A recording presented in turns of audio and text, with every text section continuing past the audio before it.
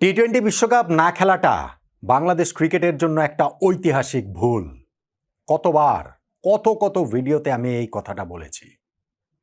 হ্যাঁ, মুস্তাফিজুর রহমানকে যখন আইপিএল থেকে বাদ দেওয়া হয়েছে, ইনিশিয়াল রিয়াকশন আপনি বলতে পারেন ভারতে গিয়ে আমরা বিশ্বকাপ খেলবো না।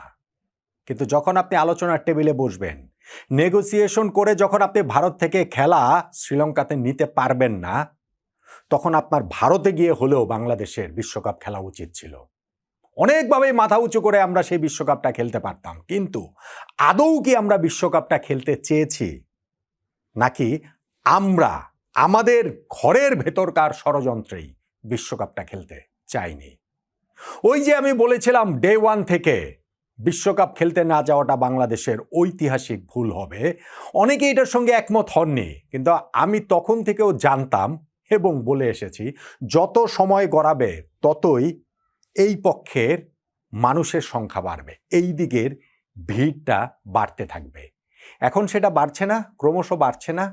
এখন আমাদের অনেকেরই একটা বড় অংশের মত পরিবর্তন করে মনে হচ্ছে না যে বিশ্বকাপ খেলতে না যাওয়াটা আমাদের জন্য ভুল ছিল, এবং আমরা কি চাই না যে কার কারণে, কাদের কারণে, কোন স্বার্থে বাংলাদেশ বিশ্বকাপটা খেলতে পারেনি সেটা তদন্ত করে দেখা হোক।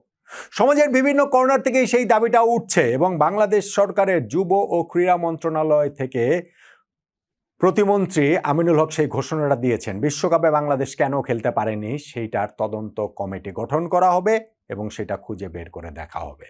তার এই ঘোষণার পর সাধুবাদও আসছে কিন্তু সোসাইটির নানান কর্নার থেকে। আমি দেখছিলাম বিখ্যাত লেখক আনিসুল হক, তিনি তার একটা ফেসবুক স্ট্যাটাসে লিখছেন যে বাংলাদেশ ক্রিকেট দলকে বিশ্বকাপ খেলতে না যেতে দেয়াটা ছিল ইন্টেরিম সরকারের বড় ভুল। সস্তা হাততালির লোভে ইন্টেরিম দেশের পিঠে ছুরি মেরেছে, এর তদন্ত হওয়া উচিত। মানে সোসাইটির নানান অংশ থেকেই কিন্তু এই দাবির জায়গাটা এখন প্রবল। আর যখন ক্রীড়া প্রতিমন্ত্রী এরকম একটা ঘোষণা দেন, তখন আমাদেরকে আসলে আশাবাদী হতে হয়। যেই ভুল হয়ে গেছে সেটা তো হয়েই গিয়েছে। আমি সেই ভুলের পুরোটা সময় জুড়ে বলে এসেছিলাম যে বাংলাদেশকে বিশ্বকাপ খেলতে হবে, খেলতে হবে, খেলতে হবে। ফাইনালি গিয়ে যখন আমরা খেলি নাই বিশ্বকাপ, তখন থেকে আমার দাবি ছিল এর তদন্ত করতে হবে, করতে হবে, করতে হবে। আমার দাবি বিচার বিভাগীয় তদন্ত কমিটির, এখনো আমি সেই দাবিটা অটল। কিন্তু আমাদের ক্রীড়া প্রতিমন্ত্রী ঘোষণা দিয়েছেন সেই তদন্ত কমিটিটা কিভাবে গঠিত হয় সেজন্য আমাদেরকে আসলে একটু অপেক্ষা করতে হবে।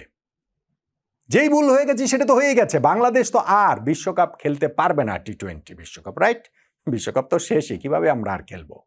কিন্তু যদি এই তদন্ত করে প্রকৃত দোষী যারা আছে তাদেরকে খুঁজে বের করা হয়, চিহ্নিত করা হয়, শাস্তি দেওয়া হয়, তাহলে বাংলাদেশ ক্রিকেট নিয়ে আর কেউ কখনো এইরকম কাজ করতে পারবে না। এইরকম ভাবে আমাদের ক্রিকেট আবেগটাকে কেউ জিম্মি করতে পারবে না। আর কেউ কখনো বাংলাদেশ ক্রিকেট ধ্বংসের এই ষড়যন্ত্রটা করতে পারবে না। সেই কারণে এই তদন্ত হওয়াটা ভীষণ ভীষণ ভীষণ রকম জরুরি বলে আমার কাছে মনে হয়। দেখেন, বিশ্বকাপ ক্রিকেটে বাংলাদেশ যে খেলেনি, এখানে খেলতে যাওয়ার যে যারা ছিল মেল স্টেক হোল্ডার, তাদের ওই জায়গাগুলো থেকে কার আপত্তি ছিল আমি যদি কয়েকটা ভাগ ভাগ করে বলি, তাহলে আপনি আমাকে একটু মিলিয়ে দেন তো। নাম্বার 1, ন্যাশনাল টিমের ক্রিকেটার এবং কোচিং স্টাফ, তাদেরকে আপত্তি ছিল টি-20 বিশ্বকাপ খেলতে যাওয়ার ব্যাপারে, ভারতের মাটিতেও খেলতে যাওয়ার ব্যাপারে। আমি যতটা জানি আপত্তি ছিল না, বেশিরভাগেরই ছিল না। খুব বিচ্ছিন্ন 1-2 জন থাকতে পারেন, কিন্তু এখন পর্যন্ত আমি কারো মুখে শুনি নাই, আমি শুনি নাই ফ্রম দ্য হর্সেস মাউথ, বা অন্য কারো কাছে বলেছেন এমন কথাও আমি শুনি নাই যে তাদের বিশ্বকাপ খেলতে যাওয়ার আপত্তির জায়গাটা ছিল। আমাদের ক্রিকেটারদের কাছে তো জানতেই চাওয়া হয়নি যে তারা যেতে চান কি চান না। 4 তারিখে এই ঘটনাটা ঘটেছে, আমরা সিদ্ধান্ত নিয়েছি বিশ্বকাপ খেলতে যাব না ভারতে, এবং 20 তারিখে গিয়ে এই ঘটনার 16 দিন পর লিটন দাস প্রেস কনফারেন্সে এসে বলে গেছেন যে না, তাদের সাথে এরকম কোনো আলোচনা হয়নি। হ্যাঁ, তারপরে গিয়ে একটা মিটিং হয়েছে ক্রীড়া উপদেষ্টা, বাংলাদেশ ক্রিকেট বোর্ড প্রেসিডেন্ট তাদের উপস্থিতিতে, কিন্তু সেইখানটাতে শুধুমাত্র তাদের সিদ্ধান্ত জানিয়ে দেওয়া হয়েছে, ক্রিকেটারদের কাছে তাদের মতামত জানতে চাওয়া হয়নি। ফলে আমাদের ক্রিকেটাররা, কোচিং স্টাফ, বিদেশি কোচিং স্টাফ বলেন, দেশি কোচিং স্টাফ বলেন, তাদের কারো কি খেলতে যেতে আপত্তি ছিল? আমি তাদেরকে এক ব্র্যাকেট বন্দি করে বলছি, মোটা দাগে ছিল না। মাঠের ক্রিকেট যারা খেলবেন তারা নিজেদের ব্যাপারটাতে যদি এতটাই তারা ওই কনফিডেন্ট থাকেন যে আমরা ওয়ার্ল্ড কাপ খেলবো, তাদের ওই মতামতটা জানতে চাওয়া হয়নি কেন? নাম্বার 2, বাংলাদেশ ক্রিকেট বোর্ড, তারা কি বাংলাদেশকে বিশ্বকাপ খেলতে যেতে দিতে চেয়েছিল?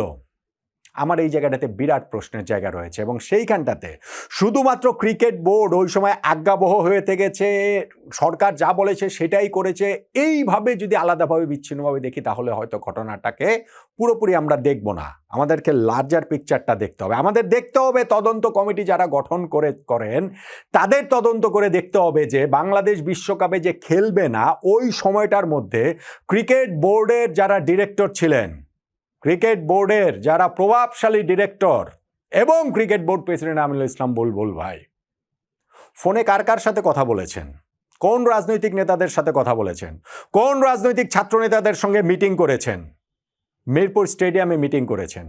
সিসিটিভি ফুটেজ পাওয়া যাবে না? পাওয়া যাওয়া তো উচিত। এবং সেই মিটিংগুলোতে কিভাবে তাদেরকে সাপোর্ট দেওয়াটা হবে যে ওয়ার্ল্ড কাপ যেন বাংলাদেশ খেলতে না যায় এটা তারা নিশ্চিত করবেন এবং তাদেরকে জনসমর্থনটা কিভাবে তারা দিবেন ওইগুলোও কি আলোচনা হয়েছে কিনা খুঁজে বের করে দেখা উচিত না? বাংলাদেশ ক্রিকেট বোর্ড দায়িত্ব এড়াতে পারে না, তাদের বিষয়ে আমি প্রশ্নবোধক চিহ্ন এই কারণে দিয়ে রেখেছি। আমাদের বুলবুল ভাই ক্রিকেট ইতিহাসের স্বর্ণযুগের প্রতিনিধি, আমাদের অন্যতম সেরা ক্রিকেটার, বাংলাদেশ ক্রিকেট ইতিহাসের সর্বকালের সেরা ক্রিকেটারদের মধ্যে একজন, আমাদের প্রথম বিশ্বকাপ দলের ক্যাপ্টেন তিনি। কিন্তু তার মানে এইটা নয় যে তিনি বোর্ড প্রেসিডেন্ট থাকাকালীন সময়ে বাংলাদেশ বিশ্বকাপ খেলতে পারবে না আর সেটার কোনো দায় তিনি নেবেন না, তার উপরে আসবে না। কার কার সঙ্গে কথা বলেছেন, কার কার সঙ্গে মিটিং করেছেন, কিভাবে কি ওই জায়গাটাতে বাংলাদেশে বিশ্বকাপ না খেলাটা এনশিওর হয়েছে সেইটা অবশ্যই তদন্ত করে দেখা উচিত। এবং ক্রিকেট বোর্ডের কোন ডিরেক্টররা ওই সময়টাতে বেশি ভোকাল ছিলেন, তাদের মতামতটা অন্যদের উপরে চাপিয়ে দিয়েছেন সেটাও খুঁজে বের করে দেখবে নিশ্চয়ই তদন্ত কমিটি। নাম্বার 3, সরকার কি এই বিশ্বকাপ খেলতে দিতে চেয়েছে নাকি চায়নি? স্পষ্টত সেটা চায়নি। বাংলাদেশে সেই অন্তর্বর্তীকালীন সরকারের যুব ক্রীড়া মন্ত্রণালয়ের উপদেষ্টা ডক্টর আসিফ নজরুল ক্রিকেটারদের সঙ্গে মিটিংয়ের পরে প্রেস কনফারেন্সে এসে নিজে বলেছেন যে এইটা সরকারের সিদ্ধান্ত, আমরা মনে করছি যে বাংলাদেশ দলের ভারত সফর করা কোনোভাবেই যৌক্তিক না, নিরাপদ না, সেই কারণে আমরা এটা দিচ্ছি না। পরবর্তীতে তিনি আবার বলেছেন এটা তার সিদ্ধান্ত না, তাদের সরকারের সিদ্ধান্ত না, এটা নাকি ক্রিকেটার এবং ক্রিকেট বোর্ডের সিদ্ধান্ত। পরবর্তীতে আবার বলেছেন যে না, তার কথা ভুল ব্যাখ্যা হয়েছে, ভুল বোঝাবুঝি হয়েছে, এটা সরকারের সিদ্ধান্ত। আসল ঘটনাটা কি? তদন্ত কমিটির মুখোমুখি ডক্টর আসিফ নজরুলকে অবশ্যই করা উচিত এবং অবশ্যই আসল ঘটনাটা জানা উচিত। অবশ্যই এখানে 12ই ফেব্রুয়ারি যে নির্বাচন ছিল সেই নির্বাচনকে কেন্দ্র করে অন্য কোনো কি ছক কাটা হচ্ছিল কিনা, বাংলাদেশের ক্রিকেট খেলাটাকে ধ্বংস করার ছক কি কাটা হচ্ছিল কিনা রাজনৈতিক স্বার্থসিদ্ধির জন্য, সেগুলো অবশ্যই তদন্ত করে দেখা উচিত। তদন্ত করে দেখা উচিত পাকিস্তান সরকারের সঙ্গে বাংলাদেশ সরকারি পর্যায়ে কি আলোচনা হয়েছে এই বিশ্বকাপ ক্রিকেটে খেলা না খেলা নিয়ে।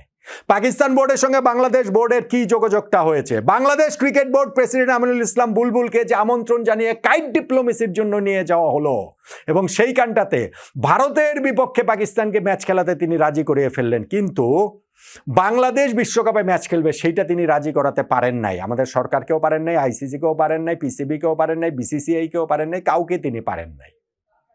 এই ভণ্ডামির আসলে কারণ কি? সবকিছু আসলে তদন্ত করে দেখা উচিত বলে আমি মনে করি। বাংলাদেশ টি-20 বিশ্বকাপ যে খেলে নাই এটা একটা ঐতিহাসিক ভুল হয়েছে।